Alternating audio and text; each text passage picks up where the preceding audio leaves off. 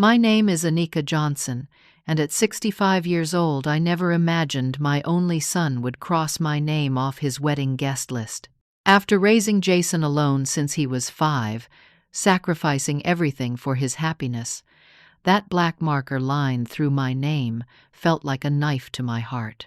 I thought our bond was unbreakable, but Sophia, his fiancée, had other plans. Just when I resigned myself to missing the most important day of my son's life, an unexpected phone call changed everything. Before I share this journey with you, let me know where you're watching from in the comments below. Hit that subscribe button and join me as I reveal how a mother's love can overcome even the deepest rejection. When my husband David left us for his 24-year-old secretary, Jason was only 5 years old. The divorce blindsided me completely.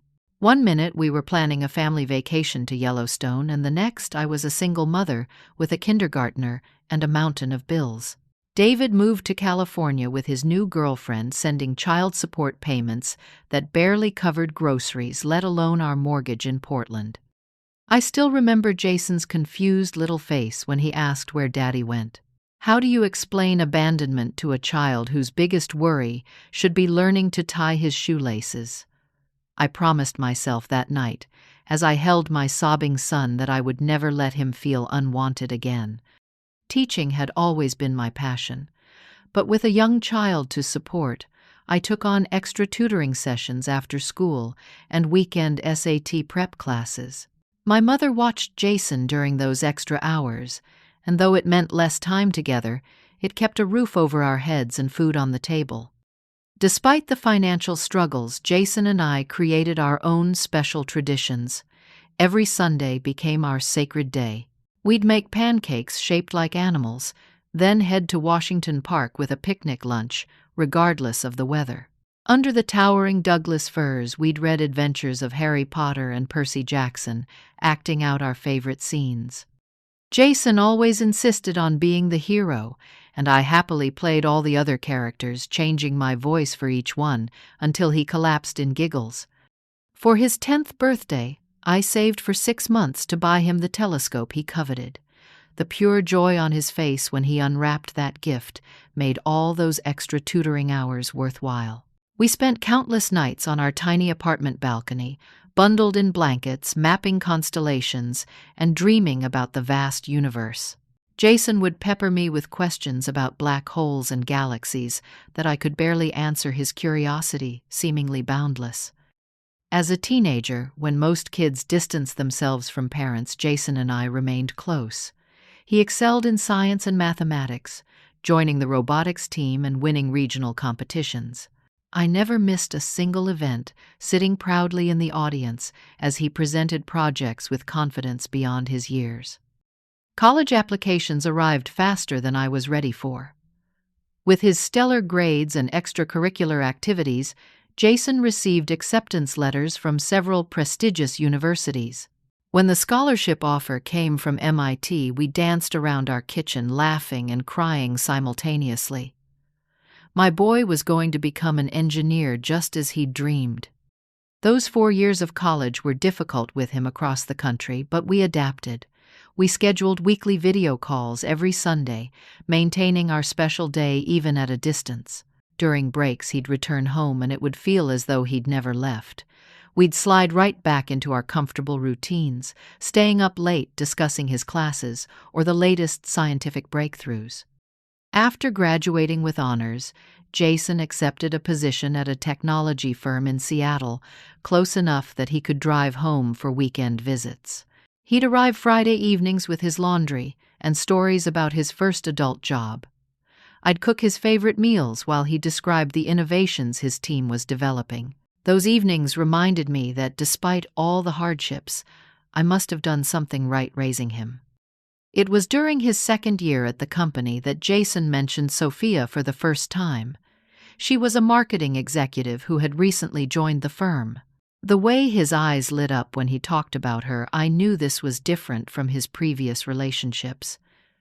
3 weeks later, he asked if he could bring her home for Thanksgiving. I spent days preparing, wanting everything to be perfect.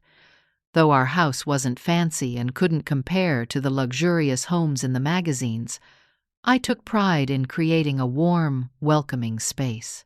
I baked Jason's favorite pumpkin pie and prepared traditional dishes passed down from my grandmother. Sophia arrived wearing designer clothes and carrying an expensive bottle of wine. She was undeniably beautiful with perfect makeup and not a hair out of place. Her smile seemed practiced, like she'd rehearsed it in the mirror. Still, she complimented my home politely and asked questions about family photos displayed on the mantel.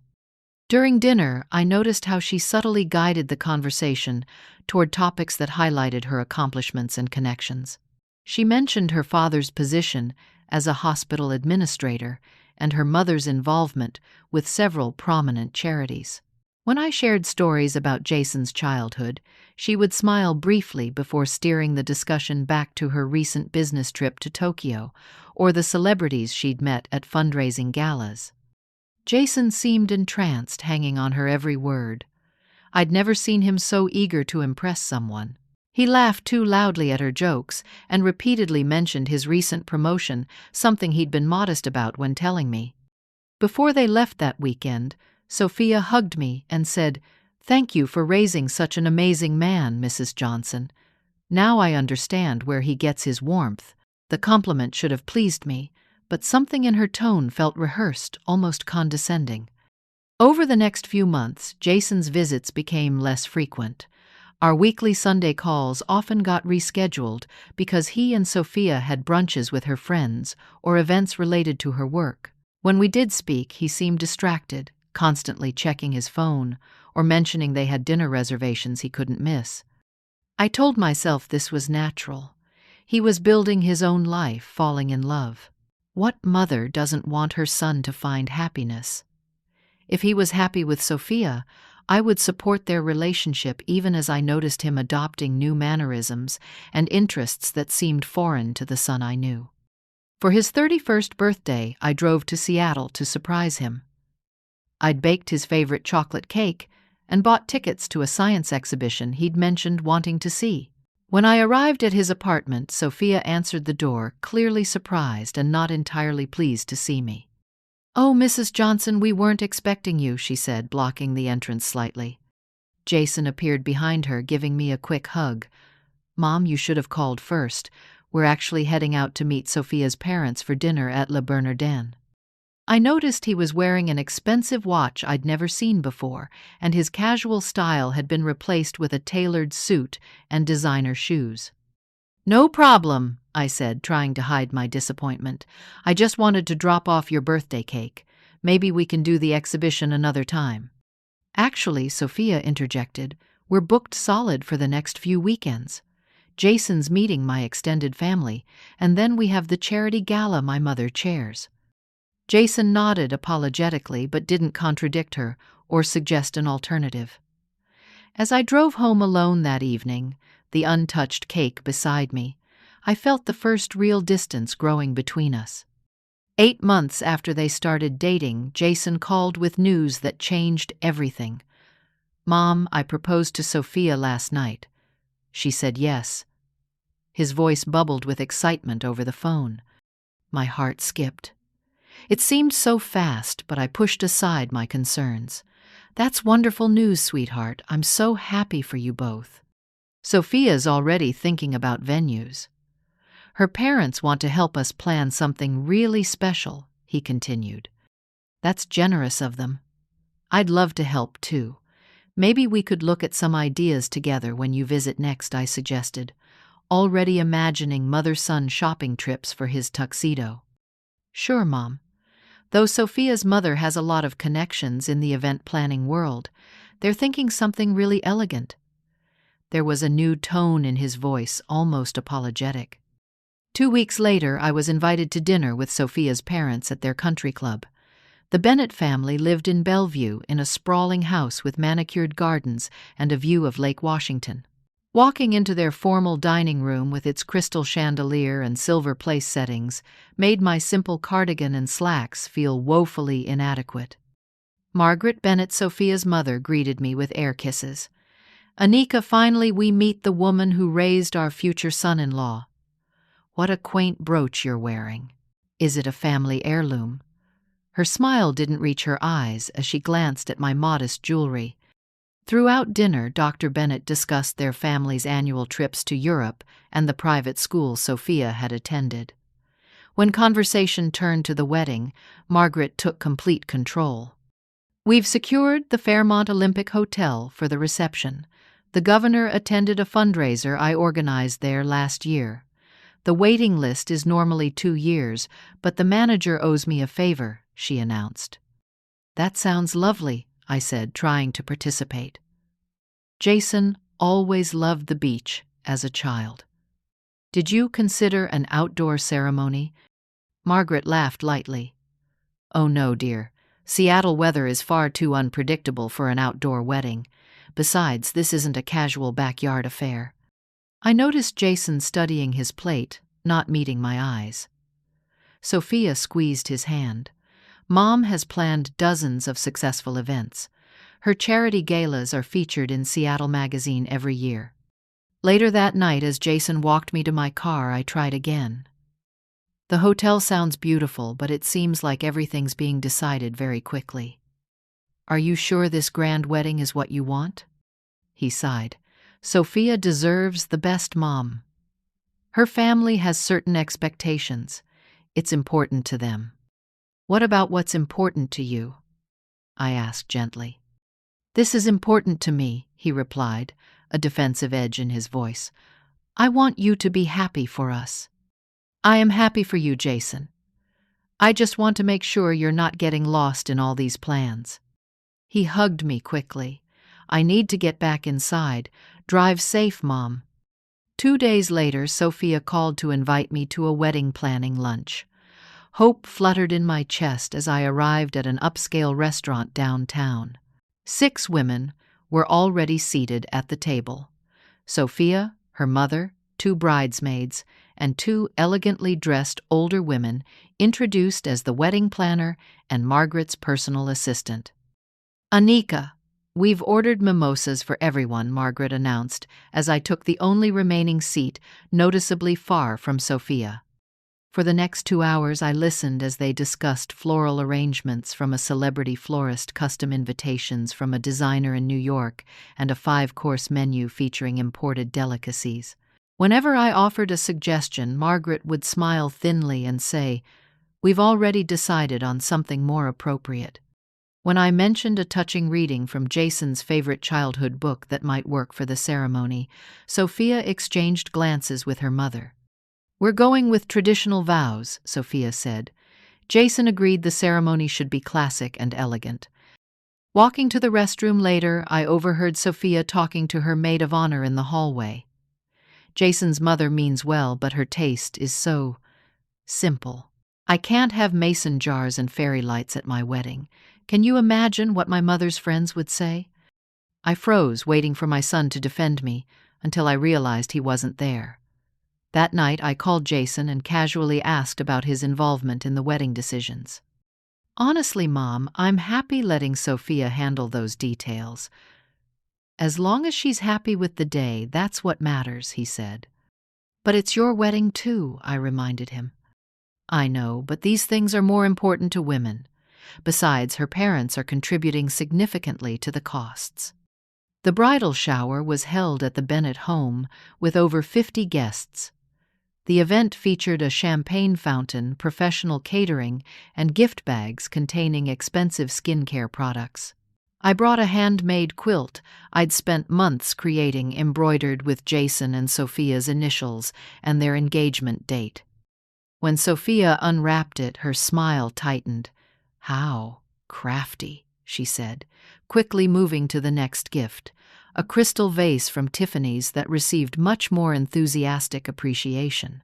My quilt was placed aside, eventually disappearing beneath a pile of designer boxes. The seating arrangement placed me at a table with distant acquaintances of the Bennett family, far from the bride's table, where Jason sat between Sophia and her mother. Throughout the event, Jason glanced my way occasionally, but remained firmly in Sophia's orbit, laughing with her friends and accepting congratulations from people I'd never met. As weeks passed, Jason became increasingly difficult to reach. Our Sunday calls were often missed and rescheduled, then missed again. When we did speak, conversations centered around wedding details that had already been decided without my input. "The invitations went out yesterday," he mentioned casually during one call. "Already? I thought the wedding was still 6 months away," I said, surprised. Sophia's mother said premium venues require early notification for guests. Many people will need to arrange travel. "Will I get to see the invitation before mine arrives?" I asked, trying to keep my tone light. "Oh, yours might come separately. Sophia's handling the guest lists in batches." There was an awkward pause. "Actually, Mom, there's something we need to discuss about the seating arrangements, but I'd rather do it in person. I'll try to stop by next week." That promised visit never materialized. Instead, our conversations became briefer and more superficial. My son, who once shared every detail of his life with me, now seemed guarded and distant. Each time we spoke, I felt like I was talking to a stranger, wearing my son's face, using words and phrases that belonged to the Bennett's world, not ours. When I finally received my invitation, sealed in heavy cream envelope with gold lettering, I felt a mixture of relief and anticipation. After months of feeling excluded, here was tangible proof that I was indeed part of this momentous occasion. I carefully opened the envelope, eager to see the details of my son's special day. My heart stopped as I pulled out the invitation. There, in elegant script, was my name, with a thick black line drawn through it. A yellow sticky note was attached to the corner. "We'll discuss options. J." I stared at the crossed-out name, unable to comprehend what I was seeing. Surely there was some mistake. I immediately tried calling Jason, but the call went to voicemail. I texted, asking about the invitation, trying to keep my message calm despite my racing heart. Hours passed without response, turning into a sleepless night as I alternated between worry and hurt. What options needed? Discussing how could there be any option other than a mother attending her only child's wedding? 3 days after receiving the crossed-out invitation, Jason finally called. My hands trembled as I answered the phone, hoping for a simple explanation. A mistake by the printer. A mix-up with invitations. Anything that would make sense of the cruel black line through my name. "Hey, Mom," he said, his voice unnaturally casual. "Sorry I missed your calls. Things have been crazy with work and final wedding arrangements." "Jason," I struggled to keep my voice steady. "I got the invitation, but my name is crossed out. There must be some mistake." The silence that followed lasted too long. "About that," he finally said, "we've run into some complications with the venue capacity." "What does that mean?" I asked, though a sickening feeling was already spreading through my stomach. The Bennetts have a lot of important connections. Business associates, hospital board members, family friends who've known Sophia since childhood. The venue has strict capacity limits for safety regulations. His words came faster, now rehearsed. "We've had to make some really difficult decisions about the guest list." "Are you saying I'm not invited to your wedding?" I couldn't believe I was asking this question. "It's not that simple, Mom. Sophia's parents are covering most of the costs, and they have certain expectations about who needs to be there." He paused. "We thought maybe we could have a special celebration, just the 3 of us, after the honeymoon, something more intimate." The room seemed to tilt around me. "Jason, I'm your mother. I raised you alone after your father left. How could you even consider getting married without me there?" "It's just one day, Mom," he said, a defensive edge creeping into his voice. "I was hoping you'd understand. These connections are important for our future." "Doctor Bennett knows everyone in the medical technology industry, which could really help my career." "So your career advancement is more important than having your mother at your wedding?" The hurt made my voice shake. That's not fair. You're twisting my words. Jason sounded frustrated now. Look, I didn't want to say this, but Sophia's worried you might feel uncomfortable with the type of event they're planning. It's going to be very formal, with a lot of influential people. The implication was clear. I wouldn't fit in with their sophisticated crowd. I wasn't good enough for the world Jason now inhabited. I see, I said, quietly. So I'd embarrass you. I didn't say that, Jason protested. It's just a different circles, Mom. I want you to be comfortable. After we hung up, I sat motionless in my kitchen, the crossed-out invitation still on the table. The home that had once echoed with Jason's laughter now felt cavernous and empty. For the first time since David left us, I felt truly alone. That night, sleep eluded me. I tossed in bed, replaying every moment of Jason's childhood, questioning where I had gone wrong. Had I held on too tightly, not tightly enough? Had I failed to prepare him for the world of status and connections the Bennetts clearly valued? The next morning, my closest friend Martha called to check in. When I told her about the invitation, her outrage was immediate and fierce. "That's absolutely unacceptable," she exclaimed. "No mother should be excluded from her child's wedding, especially not one who sacrificed everything like you did. You need to stand up for yourself. Anika." "What would that accomplish?" I asked wearily. "I can't force my way into the wedding." "Then show up anyway. It's a public venue. They can't stop you from entering the ceremony." "And create a scene. Embarrass Jason on his wedding day. That's not who I am, Martha." "This isn't just about the wedding," Martha insisted. "It's about Sophia and her family systematically cutting you out of Jason's life. If you don't take a stand now, where does it end?" Her words resonated with my deepest fears, but I couldn't bring myself to confront Jason so directly. Instead, I texted, asking if we could meet in person to discuss the wedding situation. To my surprise, he agreed to coffee the following weekend. The cafe we met at had been one of our favorite spots when he lived at home. We'd spent countless Sunday afternoons there, sharing pastries and planning his future. Now Jason arrived 15 minutes late, checking his watch repeatedly as if measuring the minutes until he could leave. "I can't stay long," he said immediately. "Sophia and I have a meeting with the photographer at 2. I looked at my son. The new expensive haircut, the designer watch, the posture that seemed artificially stiff, and barely recognized him. "Jason, I need to understand what's happening. How did we go from our close relationship to you not wanting me at your wedding?" "It's not that I don't want you there," he insisted, lowering his voice when nearby patrons glanced our way. "It's complicated. The Bennetts have a certain standard for events, and they're investing a lot in this wedding. So, I'm being excluded because I don't meet their standards." The hurt made my voice crack. Jason looked uncomfortable. "That's not it. It's just, there are space limitations, and some guests are non-negotiable for business reasons."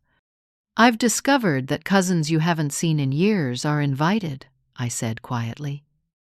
"And your old college roommate texted me about looking forward to the celebration." His face flushed. "That's different. Mark's father is on the hospital board with Dr. Bennett. And what about family Christmas and the trip to Hawaii last month? Was there limited capacity for those events too?" I hadn't meant to bring this up, but the pattern of exclusion had become impossible to ignore. Jason's expression hardened.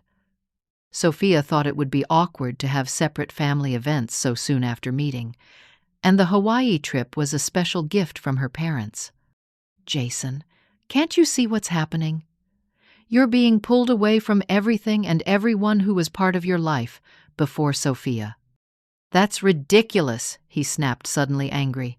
"I'm an adult making my own choices. Sophia supports my career and understands the importance of building the right connections. Maybe if you could be happy for me instead of clinging to the past, you'd be more included." His words struck like physical blows. I'd never been clingy. I'd always encouraged his independence, celebrated his achievements, supported his dreams. "I've only ever wanted your happiness," I said softly. "But I don't think you're happy, Jason. Not really." The son I raised wouldn't exclude his mother from his wedding for business connections. He stood abruptly. "I need to go. This conversation isn't productive." He tossed money on the table for his untouched coffee. "I'll call you after things settle down." As he walked away, his shoulders rigid with anger, I realized I'd lost more than my invitation to his wedding. I'd lost my son to people who valued status over love, appearances over substance. The weeks that followed were the loneliest of my life. I developed insomnia, lying awake, wondering how the little boy who once couldn't fall asleep without my goodnight kiss had become a man who could so easily shut me out of the most important day of his life. My blood pressure, normally stable, began to spike. My doctor expressed concern during my checkup, recommending medication and stress reduction techniques. How could I explain that my stress wasn't something that could be meditated away? That my heartache was as physical as any illness? Martha continued checking on me daily, bringing meals when I couldn't muster the energy to cook, sitting with me when tears came without warning. "He'll realize his mistake," she assured me. "Kids go through phases. He'll come back to what's real." But as the wedding date approached, there was no sign of Jason returning to his senses. Through mutual friends, I learned of the extravagant bachelor party in Las Vegas, the rehearsal dinner at an exclusive restaurant, the custom-made rings from a designer jeweler. I sent one final text: "No matter what, I love you and want your happiness. My door is always open." He responded with a brief, "Thanks, Mom. Talk soon." Then came the week of the wedding. My Facebook feed filled with photos of guests arriving in Seattle, comments about the welcome bags delivered to hotel rooms, excitement about the wedding of the year. Each post was another reminder of my exclusion. The night before the wedding, I sat alone in my living room, surrounded by photo albums documenting Jason's life. His first steps, school plays, graduation, college move-in day, all milestones we'd shared together. Tomorrow, one of life's most significant moments would happen without me. As tears slid down my face, the doorbell rang. Martha stood on my porch holding takeout bags and a bottle of wine. "I figured you shouldn't be alone tonight," she said simply. We ate Chinese food directly from the containers, looking through old photos as I shared stories of Jason's childhood adventures. "Remember when he went through that phase of wanting to be an astronaut?" I laughed through tears, showing her a picture of 8-year-old Jason in a homemade space helmet. "And you took him to NASA Space Center for his birthday," Martha recalled. "He talked about nothing else for months." "I keep wondering where that boy went," I admitted. "The one who valued experiences over things, who cared more about exploring than impressing." "He's still in there somewhere," Martha assured me. "Underneath all that Bennett influence. You raised him with solid values. Those don't just disappear." I wanted to believe her, but as midnight approached and I realized that in less than 24 hours my son would be married, the finality was overwhelming. Martha insisted on staying over, concerned about leaving me alone. "What are you doing tomorrow?" she asked gently as we prepared the guest room. "I thought I might drive to the coast. I can't bear sitting here knowing what's happening in the city." "I'm coming with you," she decided. "We'll have our own celebration, celebrating you and the amazing job you did, raising that boy, even if he's temporarily lost his mind." I fell asleep clutching Jason's childhood teddy bear, the one he'd insisted on taking to college before deciding it wasn't cool enough for his dorm room. In my dreams, he was still my little boy, holding my hand as we explored tide pools at the beach, his face alight with wonder. The morning of Jason's wedding dawned with painful irony. A perfect Seattle day, the kind of rare sunshine that brides dream about. I'd expected to wake feeling emptied out, all tears spent during the restless night, but instead found myself moving through a fog of disbelief. This couldn't really be happening. My son couldn't really be getting married without me there. Martha arrived early, determined to keep me busy. I've mapped out our coastal drive. We'll stop at that seafood place you like in Westport, maybe walk on the beach. I nodded automatically, going through motions of getting dressed while checking my phone compulsively. No messages from Jason. What had I expected? A last-minute change of heart, a recognition of the wrongness of excluding the woman who had given him life and devoted her life to his happiness. As I applied mascara, I caught sight of the mother of the groom dress hanging in my closet purchased months ago, when I'd still believed I would stand proudly watching my son exchange vows. The pale blue silk now seemed to mock me. "Should we head out?" Martha asked, gently, finding me staring at the unworn dress. "Just a minute," I murmured, opening Facebook one last time. The algorithm, cruel in its precision, immediately showed me photos from last night's rehearsal dinner. Jason, in his tailored suit, Sophia resplendent in white champagne glasses, raised amid crystal and flowers. Margaret Bennett stood beside them, her expression triumphant. The caption read, "Final celebration before tomorrow's big day, Bennett-Johnson wedding." My finger hovered over the screen. I should close the app, protect myself from these images of celebration I wasn't part of. Instead, I scrolled further, a form of emotional self-flagellation. More photos appeared, Jason with his groomsmen, Sophia with her bridesmaids, elaborate table settings with name cards for people whose connection to my son I couldn't fathom. In every image, Jason wore the same smile, polished, perfect, and somehow empty. Not the uninhibited grin I knew, the one that crinkled his eyes and showed the slightly crooked eye tooth he'd always been self-conscious about.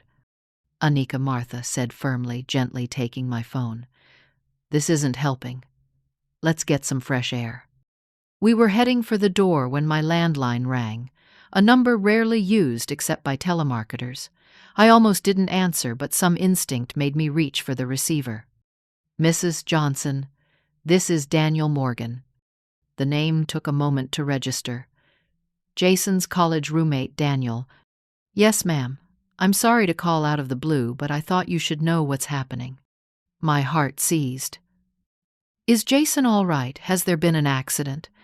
"He's physically fine, but—" Daniel paused. "The wedding's in complete chaos. Jason and Sophia had a massive fight about 2 hours ago. He found out you weren't invited, and apparently you weren't the only one Sophia and her mother cut from his side of the guest list." I sank into a chair, Martha hovering anxiously beside me. "What do you mean, found out Jason knew I wasn't invited? He told me himself there wasn't space." "That's not exactly true," Daniel said carefully. "Look, Jason's been an idiot, no question. But from what I can piece together, Sophia and her mother have been manipulating the situation for months. They told Jason you declined the invitation because you felt uncomfortable with the formal setting." "What?" The room seemed to spin around me. "That's a complete lie. Jason called me himself to explain why I couldn't attend." "I believe you," Daniel assured me. "But that's not what Jason was told. This morning he overheard Sophia laughing with her bridesmaids about how they'd managed to create a properly curated guest list by eliminating his embarrassing connections, including you." My free hand clenched into a fist. "Where is Jason now?" "That's why I'm calling." He confronted Sophia, and it got ugly fast. He demanded to know why you weren't there for the rehearsal when he'd been told you'd be arriving this morning. When Sophia admitted what they'd done, he completely lost it. He walked out of the venue about 20 minutes ago. No one knows where he went. Hope and fear battled in my chest. "Do you think he might come here?" "I honestly don't know. His phone is going straight to voicemail. The Bennetts are in damage control mode, telling guests there's a slight delay. Sophia's threatening to call off the wedding entirely if Jason doesn't get his priorities straight." I could hear the disgust in Daniel's voice. "Thank you for calling me," I said, my mind racing. "If you hear from him." "You'll be the first to know," Daniel promised. For what it's worth, Mrs. Johnson, a bunch of us from college, have been concerned about Jason for months. He hasn't been himself since getting serious with Sophia. It's like he's been, I don't know, programmed or something.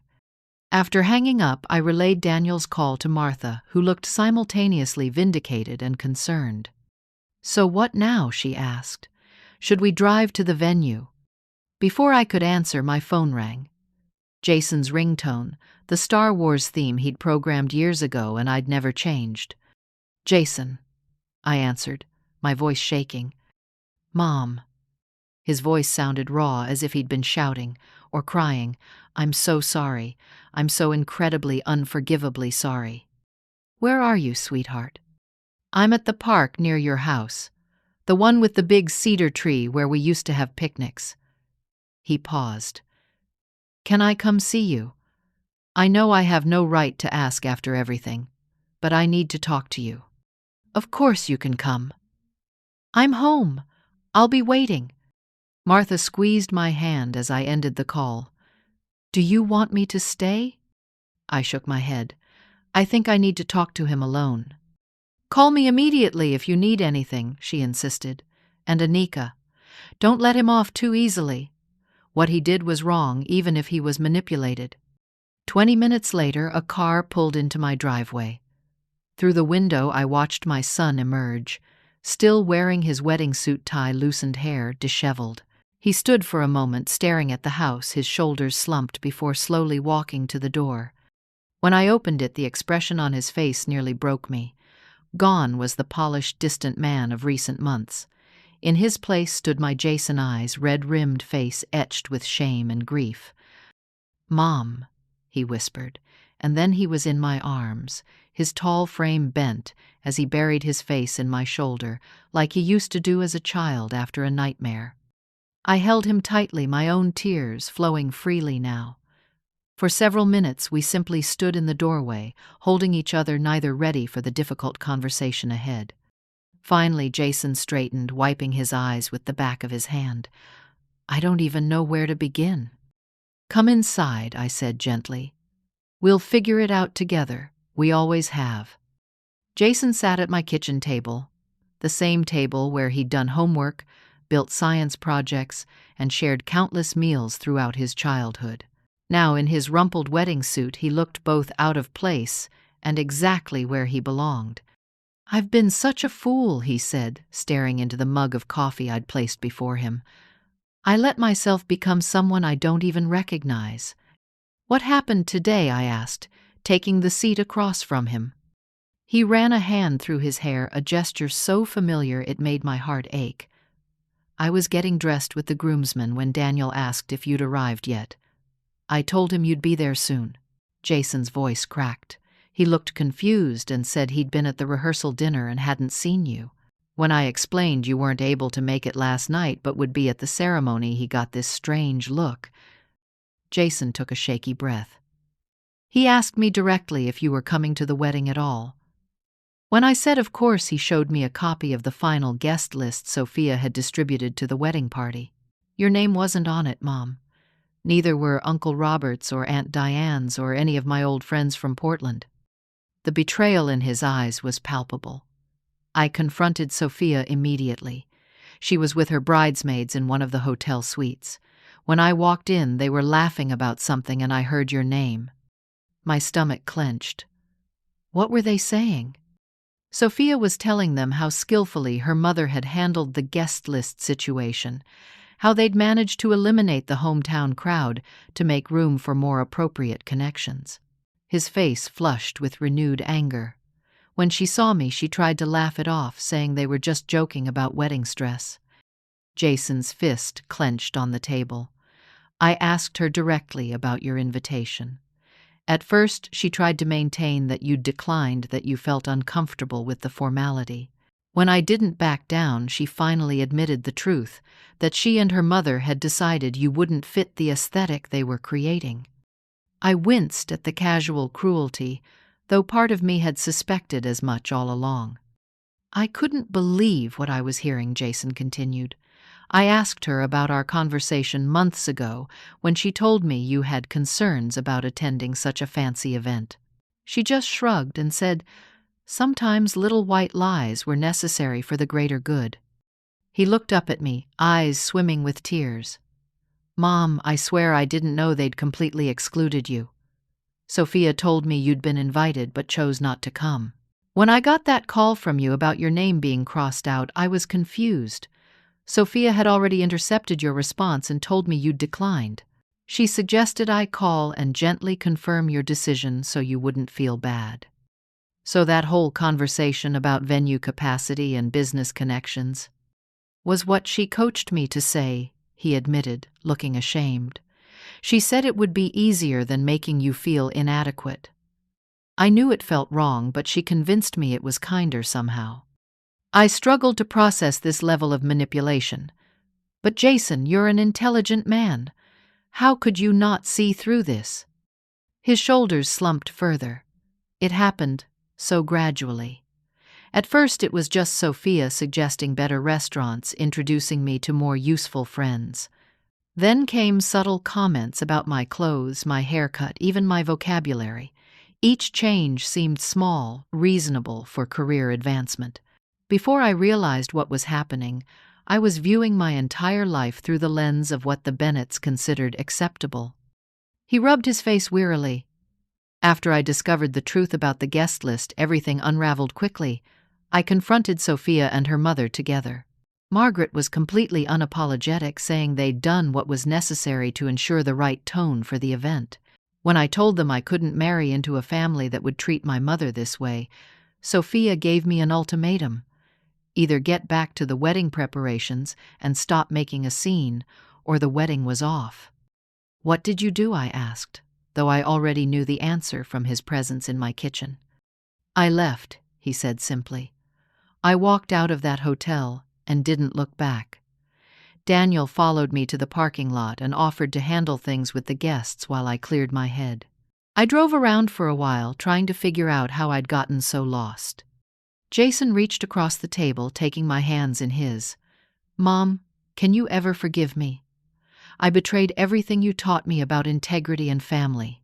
I let status and ambition override the most important relationship in my life.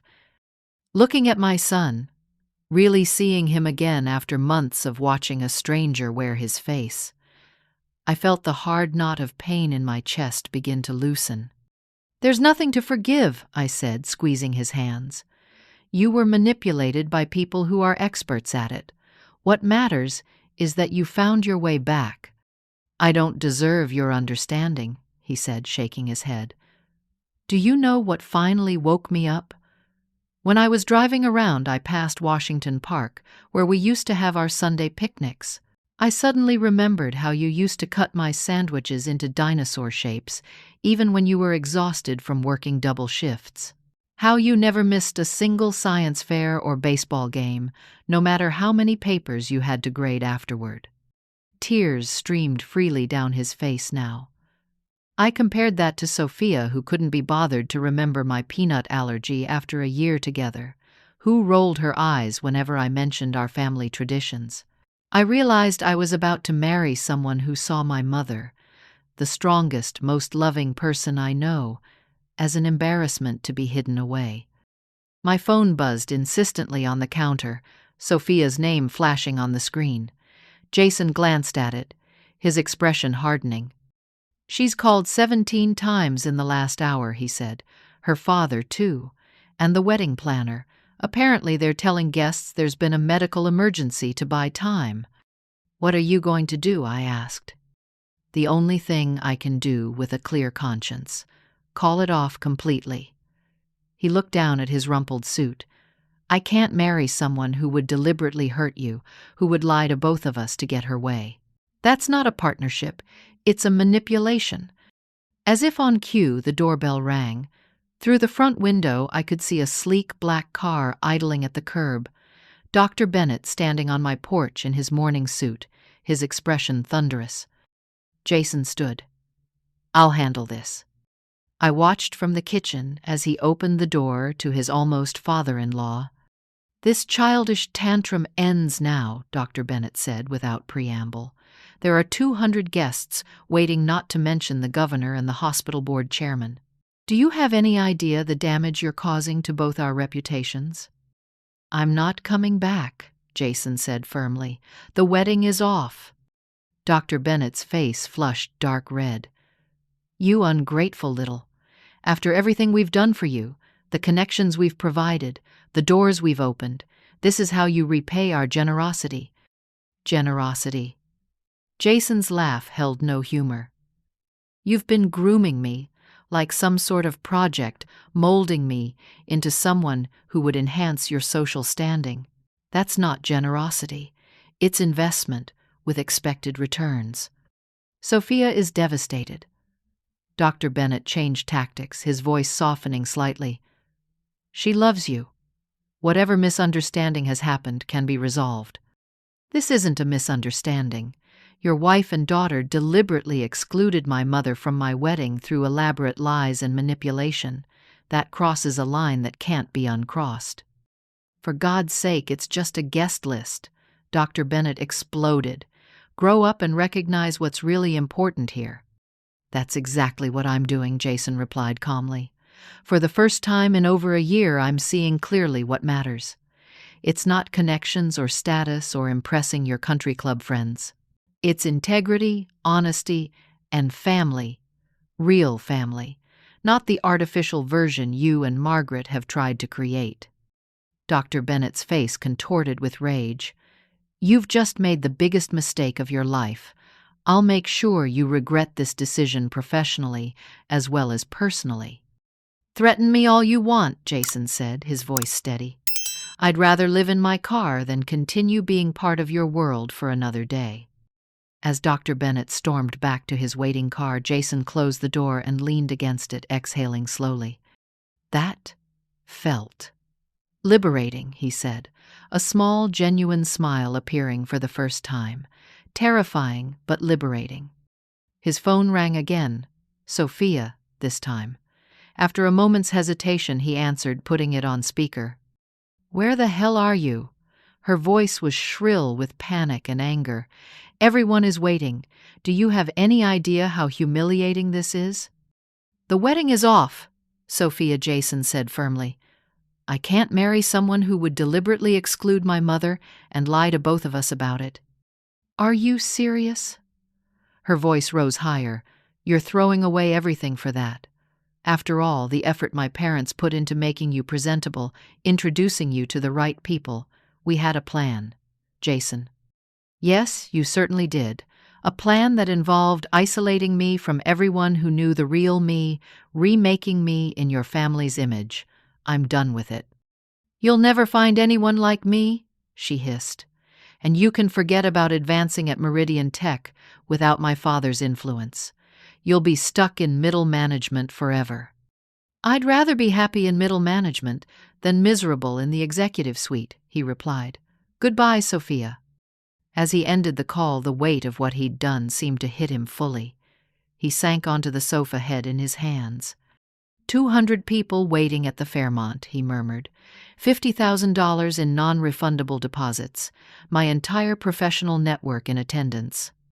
I sat beside him, putting my arm around his shoulders. "Are you having second thoughts?" He looked up, his expression clearing. "About canceling the wedding. Not for a second.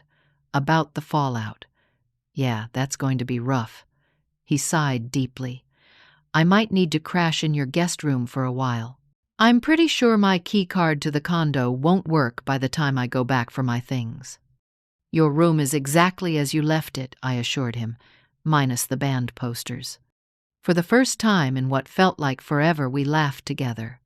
A real laugh, not the polite chuckle he'd adopted in Sophia's world. In that moment, despite the chaos unfolding across town, I felt something precious return, my son, finding his way back to himself and to me. The days following the canceled wedding were a blur of activity and emotion. As predicted, Jason returned to the condo he'd shared with Sophia to find the locks changed and his belongings packed in boxes left with the doorman. The expensive watch, tailored suits, and designer shoes had mysteriously disappeared, but Jason seemed unbothered by their absence. "The stuff I actually care about is here," he said, placing a battered shoebox of childhood mementos on his old desk. Everything else was just packaging for the person they wanted me to be. The fallout extended beyond personal possessions. Monday morning brought an uncomfortable meeting with his director at Meridian Tech, where Dr. Bennett's influence had already been felt. "They're moving me off the neural interface project," Jason explained that evening. "Officially, it's a organization of resources, but the timing makes the real reason pretty clear." "Will you be all right financially?" I worried, remembering the substantial down payment he'd made on the condo. "I still have my job, just with reduced responsibilities and visibility, and I've got savings." He smiled wryly. "Actually, not having to maintain the Bennett-approved lifestyle will save me a fortune.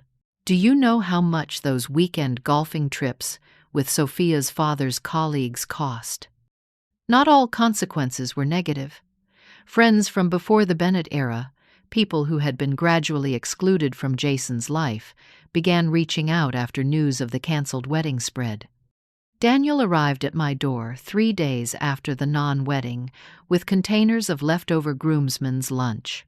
"Figured you should get something for all that money," he joked, handing Jason a bag of expensive cigars intended as groomsmen gifts. As they caught up at the kitchen table, I overheard Daniel say, "Man, it's good to have the real Jason back. That corporate drone version was seriously freaking us out." Social media exploded with speculation about the canceled Fairmont wedding, with rumors ranging from bizarre to cruel. Jason avoided online platforms, entirely focusing instead on rebuilding what had been damaged during his time in Sophia's orbit. One evening, about 2 weeks after moving back home, he knocked on my bedroom door, holding 2 mugs of hot chocolate. "Got a minute?" he asked, reminding me so much of his teenage self seeking advice that my heart squeezed. We sat on the porch swing, the same one where we'd had countless conversations throughout his growing years. For several minutes, we simply rocked in comfortable silence, watching fireflies emerge in the summer twilight. "I've been doing a lot of thinking," Jason finally said, "about how I let myself get so lost." I sipped my cocoa, waiting for him to continue. "It wasn't just Sophia and her family, though they were masters at manipulation. There was something in me that was vulnerable to their influence." He stared into his mug thoughtfully. "I think I always felt a little insecure about not having the kinds of advantages other kids had. The trips abroad, the summer homes, the family connections. I tried to give you everything important," I said softly. "You did, Mom. That's what makes this so shameful. You gave me the things that actually matter. Love, values, a sense of purpose. But somewhere along the way, I started believing the Bennett version of success was superior to yours." He shook his head disgustedly. "Their world is all about appearances, connections, impressing the right people. Everything is transactional." "And yet, it was very seductive," I observed. "Incredibly so," he admitted. "When Dr. Bennett introduced me to the Chief Innovation Officer at Meridian, doors opened immediately. Projects I'd been pitching for months suddenly got greenlit. It felt like validation." "Success isn't inherently corrupting," I said carefully. "It's what you're willing to do for it, and what you're willing to sacrifice." "That's just it. I didn't realize what I was sacrificing until it was almost too late." He turned to face me directly. "I've started seeing a therapist, Mom. I need to understand how I could have betrayed my core values so completely." Pride washed through me at his courage and self-awareness. "That takes strength, Jason." "I don't feel strong. I feel like I barely escaped drowning." He smiled ruefully. "The therapist suggested I might be dealing with relationship trauma. Apparently what Sophia was doing has elements of something called coercive control." The term sent a chill through me. That sounds serious. It is. The isolation from friends and family, monitoring my activities, controlling my appearance, criticizing me until I doubted myself. All classic techniques. His expression darkened. The scary part is how effective it was. I genuinely believed I was becoming a better, more successful version of myself, when actually I was just becoming their puppet. We talked late into the night more openly than we had in years. Jason spoke about feeling adrift professionally now that his carefully plotted Bennett-approved career path had vanished. I shared my own struggles during his engagement, the loneliness and self-doubt I'd experienced. Over the following months, our relationship rebuilt itself on a foundation stronger than before, fortified by the challenges we'd overcome. Jason found unexpected allies at work, colleagues who'd recognized the Bennett influence for what it was and respected his decision to break free. His professional setback proved temporary. By autumn, a smaller tech firm specializing in medical applications recruited him, offering a position with more creative freedom and less corporate hierarchy. The salary was lower, but Jason's renewed enthusiasm was worth far more than the difference in pay. "My new boss actually asked about you during the interview," he told me over Sunday pancakes, now a restored tradition. She said anyone who raises a son with the integrity to walk away from a toxic situation, regardless of professional consequences, must have done something right. Slowly, Jason returned to the activities he'd abandoned during his time with Sophia. Weekend hiking trips, community theater, volunteer work, teaching coding to underprivileged kids. His natural warmth and humor resurfaced, replacing the calculated charm he'd adopted in the Bennett's world. 6 months after the canceled wedding, Jason mentioned meeting someone at a hospital fundraiser where he'd been demonstrating his company's new patient monitoring system. "Her name is Rachel," he said casually. "She's a pediatric nurse. You'd like her, Mom." She laughed at my terrible science jokes. I raised an eyebrow. "Sounds promising." "It's nothing serious yet," he added quickly. "We've just had coffee a few times, but she's real. No pretense, no agenda, just genuinely passionate about her work with kids." 2 weeks later, Rachel came to Sunday dinner. A refreshingly natural young woman with curly hair. She didn't bother to straighten an infectious laugh and intelligent questions about my teaching career. She helped with dishes without being asked and engaged Jason in a spirited debate about healthcare accessibility that had them both gesturing enthusiastically with dish towels. As their relationship progressed, I noticed the differences from the Sophia era. Jason remained fully himself, maintaining his friendships, continuing our Sunday traditions, pursuing his own interests. Rachel integrated into his life without attempting to redesign it. She asked if you'd help her pick out a birthday gift for her mother, Jason mentioned one evening. "She says you have great taste, and she's hopeless at gift-giving." The simple acknowledgement of my place in Jason's life. The easy inclusion, rather than strategic exclusion, meant more than Rachel could possibly know. By Thanksgiving, Rachel had become a regular presence in our home. When she invited us both to her family's holiday gathering, I prepared myself for another Bennett-style formal affair. Instead, we arrived at a cheerful chaos of cousins, aunts, and uncles in a modest suburban home. Football played on the television, children raced through the house with Nerf guns, and Rachel's mother immediately put me to work, mashing potatoes, while insisting I share embarrassing stories about Jason's childhood. "My daughter is completely smitten with your son," she confided as we worked side by side in the kitchen. "Says he's the kindest man she's ever dated. You did good, Anika." Later, watching Jason, laughing with Rachel's brothers, as they washed dishes, I felt the last lingering shadows of the Bennett ordeal finally lift. My son had found his way back, not just to me, but to himself, and to a future built on authentic connection rather than calculated advantage. 1 year after the wedding that never happened, Jason and I sat together on the deck of his new house, a modest but charming bungalow halfway between my neighborhood and the hospital where Rachel worked. The evening was mild stars appearing one by one in the darkening sky. Hard to believe it's been a year, Jason reflected, nursing a cup of coffee. Sometimes it feels like a strange dream, I admitted. Other times the pain still feels fresh. I still get occasional LinkedIn requests from Sophia's father's colleagues, Jason said with a wry smile. Apparently not everyone got the memo about my fall from Bennett Grace. We'd both done considerable healing in the past year. Jason's therapy had helped him recognize the patterns that had made him vulnerable to manipulation and build stronger boundaries. I'd joined a support group for parents estranged from adult children, finding that even though my story had a happier ending than many, the experience of being temporarily lost to my son had left deep marks. Rachel's planning a small dinner next week, Jason said, shifting topics. Something special, apparently, though she's being mysterious about the occasion. I smiled, suspecting what might be coming, but keeping my thoughts to myself. Rachel had visited me the previous weekend, ostensibly to borrow a recipe, but her nervous questions about family traditions had suggested another purpose. The dinner, as I'd suspected, became the setting for Jason's proposal.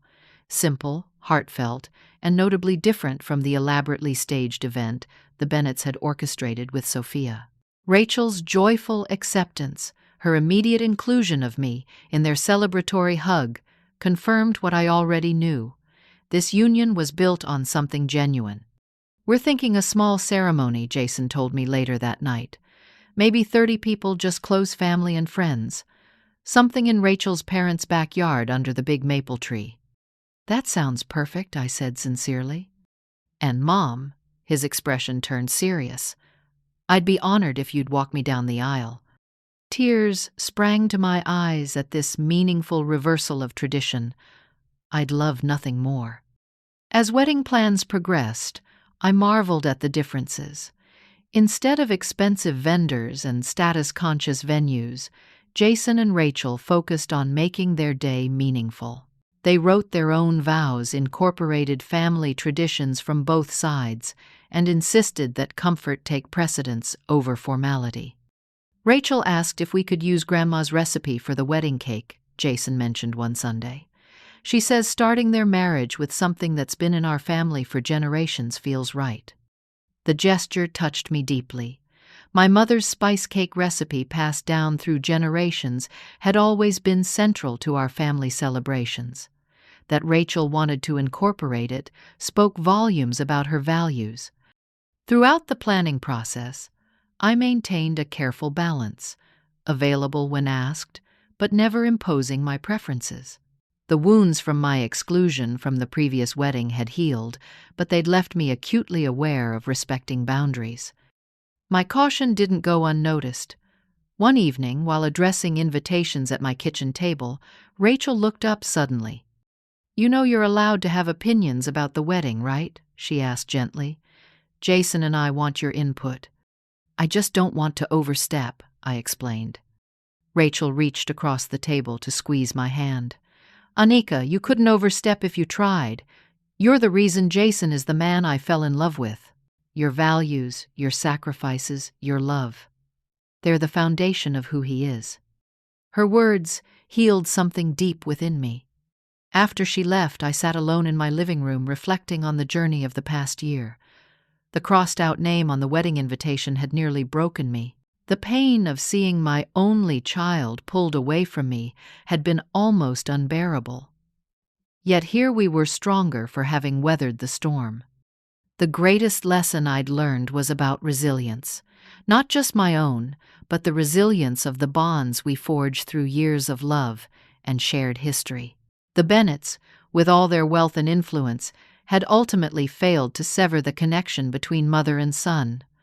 Our relationship had bent under pressure but never truly broken. I'd also gained wisdom about self-worth.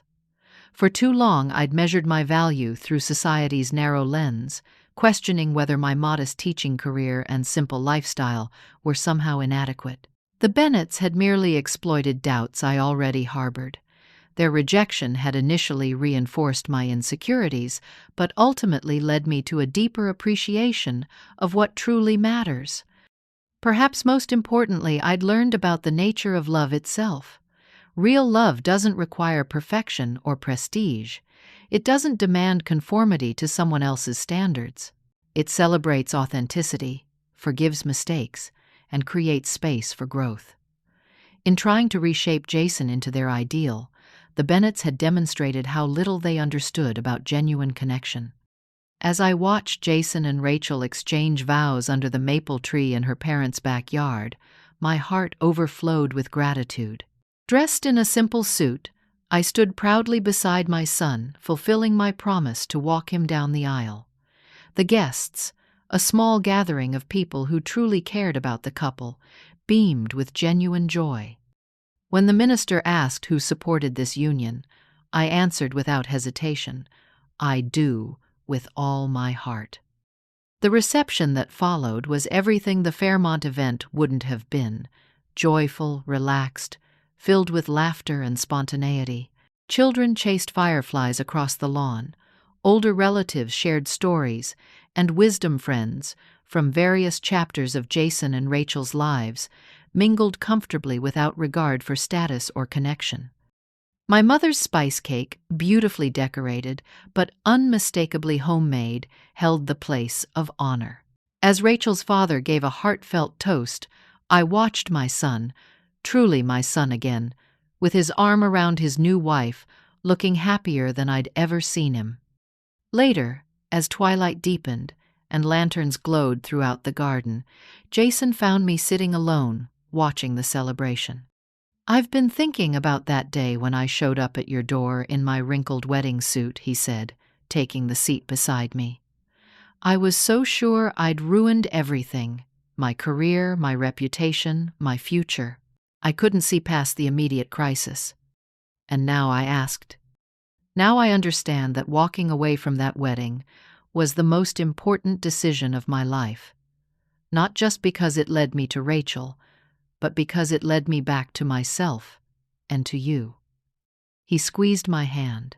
"Thank you for being there when I found my way home." As the evening wound down, Rachel approached her simple white dress, slightly grass-stained from dancing, her face radiant with happiness. "Your son promised me the last dance," she said, smiling warmly, "but I was hoping for one with my new mother-in-law first." As she led me to the makeshift dance floor where couples swayed under string lights, I felt a profound sense of peace. The painful journey of the past year had led to this moment of genuine connection, of family defined not by appearance or advantage, but by love in its purest form. Life's greatest lessons often come through our deepest pain. My crossed-out name on that wedding invitation had initiated a journey through rejection and heartbreak, but ultimately led to authentic joy and wisdom. Sometimes the universe has a way of redirecting us painfully, but purposefully, toward what truly matters. Has someone ever excluded you from an important event? How did you handle it? I'd love to hear your stories in the comments below. And if this story touched your heart, please subscribe to hear more life lessons from my journey. Remember to like and share with someone who might need to be reminded of their worth today. Thank you for joining me in this chapter of my life. And remember, sometimes the most painful rejections lead us exactly where we need to be.